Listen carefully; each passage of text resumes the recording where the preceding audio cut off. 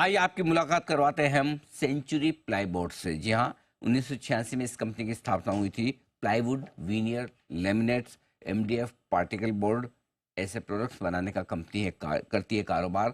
और जो organise market है इंडिया में, उसमें मल्टी यूज प्लाईवुड और डेकोरेटिव वीनियर बनाने की ये देश की सबसे बड़ी कंपनी है और देश की पहली आईएसओ 9002 कंपनी भी इस स्पेस में है। आइए आपकी मुलाकात करवाने हम कंपनी के एग्जीक्यूटिव डायरेक्टर केशव भजनकर साहब हमारे साथ कार्यक्रम में हो रहे हैं। सर ने ब्रिटेन में वॉरविक यूनिवर्सिटी से बैचलर ऑफ अकाउंट्स और फाइनेंस की डिग्री हासिल की है। केशव जी, बहुत बहुत स्वागत है आपका, धन्यवाद समय देने के लिए। Good morning. शुरुआत करता हूँ आपकी पहली तिमाही का जो कॉल हुआ था नतीजों के बाद, उसमें दो तीन चीज़ें आपने बताई थी कि एक, इंडस्ट्री को थोड़ी ग्रोथ की चिंताएं हैं, दूसरा रॉ मटेरियल आसानी से नहीं मिल रहा है, और तीसरा प्राइसिंग प्रेशर है। ये तीन समस्याएं तब से लेकर अब तक कितनी कम हुई है, दूर हुई है या बढ़ी है सर, जरा समझाएं। Good morning. धन्यवाद मुझे शो पे बुलाने के लिए। देखिए, इन तीनों में से चुनौतियां तो हर इंडस्ट्री में रहती हैं, लेकिन डिमांड के फ्रंट पे जो हम देख रहे हैं कि डिमांड रिवाइवल अब दिख रहा है। जैसे आप जानते हैं, residential real estate sector in particular के अंदर डिमांड अब अपटेक हो रहा है। जो पहले प्रोजेक्ट्स कोविड के बाद सारे बिक गए थे और इन्वेंट्री का एक इशू आ रहा था, वो अब रिजॉल्व है। तो उस कारण से जैसे ही आदमी अपने घर में मूव इन करता है, हमारे प्रोडक्ट्स का डिमांड स्टार्ट होता है। तो मुझे लगता है कि ये जो जर्नी है फ्रॉम हाउस टू होम, वो वापस शुरू हो गया है और इसका लॉन्ग टर्म बेनिफिट हमें और बाकी सभी हमारे जैसे प्लेयर्स को मिलने वाला है।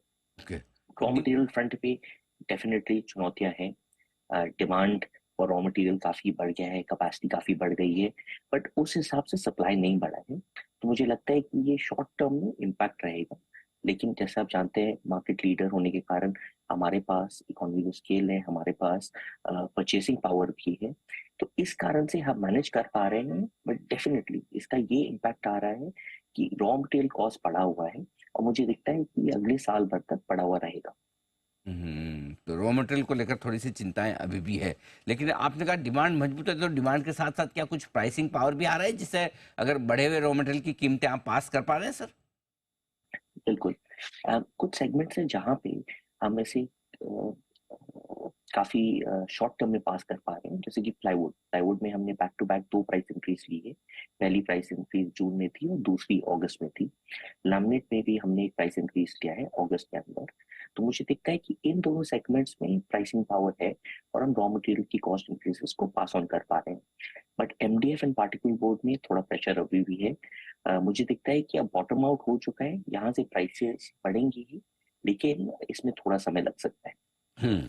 तो केशव जी, फिर क्या आपको लगता है कि मार्जिन से जो 11% पर है आपके हैं, क्या यही मेंटेन रह पाएंगे या फिर इसके नीचे जाने का डर है, या सुधर के वापस 15% की तरफ यात्रा कर सकते हैं? देखिए, लॉन्ग टर्म में हमारी जो मार्जिन प्रोफाइल है, वो हमने जो गाइडेंस दी है कि प्लाईवुड में 12 से 14%, लैमिनेट में 13 से 15% और एमडीएफ एंड पार्टिकल बोर्ड में 20% प्लस, मुझे दिखता है कि उसमें कोई चेंज नहीं है। लेकिन इस साल में चुनौतियों को देखते हुए हमने मार्जिन प्रोफाइल को वापस चेंज करके प्लाईवुड में 12 से 14, लैमिनेट में 10 से 12, एमडीएफ एंड पार्टिकल बोर्ड में 15% का दिया है। तो मुझे लगता है कि Q4 तक हम इस मार्जिन प्रोफाइल पे डेफिनेटली वापस आ जाएंगे। ओके, चलिए, चौथी तिमाही तक मार्जिन बेहतर होने की उम्मीद है। अब आप कह रहे हैं कि डिमांड तो अच्छी है, डिमांड में कोई इश्यू नहीं, तो फिर क्या कैपेसिटी यूटिलाइजेशन आपका परफेक्ट चल रहा है या और नई कैपेसिटी लगाने की जरूरत है? उसको लेकर क्या प्लान है? अम, देखिए, हमने अभी अपने सारे सेगमेंट्स में एक्सपैंड किया है। जैसे आप जानते हैं, हमने आंध्र प्रदेश में काफी लार्ज प्रोजेक्ट लॉन्च किया है, जो हमारी हिस्ट्री में हमारा सबसे लार्ज प्रोजेक्ट है। तो इसकी वजह से एमडीएफ में हमने काफी कैपेसिटी बढ़ाई है। लैमिनेट में भी आंध्र प्रदेश में हमने कैपेसिटी बढ़ाई है। पार्टिकल बोर्ड में हमारा नया प्लांट चेन्नई में आ रहा है, तो अभी पार्टिकल बोर्ड में कैपेसिटी कंस्ट्रेंट है। लेकिन Q4 से जब अपना प्लांट शुरू हो जाता है, उसके बाद हमारे पास एम्पल कैपेसिटी रहेगी। और प्लाईवुड में हम अपने सारी फैक्ट्रीज में green field brown field growth तो कर ही रहे हैं, लेकिन ग्रीन फील्ड एक कैपेसिटी हम ऐड करेंगे। वो कहाँ ऐड करेंगे, वो निर्णय अभी भी पेंडिंग है। ठीक बात है। सर, बहुत बहुत धन्यवाद आपका समय देने के लिए और विस्तार से अपनी थैंक कंपनी यू। के बारे में, इंडस्ट्री के बारे में हमारे दर्शकों को बताने के लिए। Thank you so much sir, बहुत बहुत शुक्रिया आपका।